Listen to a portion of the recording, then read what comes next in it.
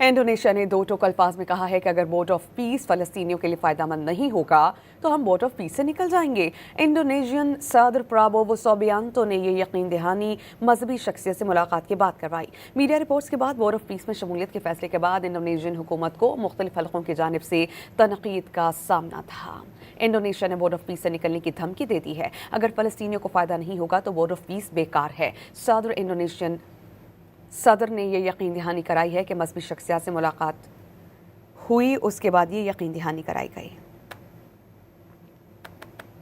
Indonesia ने दो टोक अल्फाज में कहा है कि अगर बोर्ड ऑफ पीस फलस्तीनियों के लिए फायदेमंद नहीं होगा तो हम बोर्ड ऑफ पीस से निकल जाएंगे। इंडोनेशियन सदर प्राबोवो सुबियांतो ने ये यकीन दहानी मजहबी शख्सियत से मुलाकात के बाद करवाई। मीडिया रिपोर्ट्स के बाद बोर्ड ऑफ पीस में शमूलियत के फैसले के बाद इंडोनेशियन हुकूमत को मुख्तलिफ हलकों की जानिब से तनकीद का सामना था।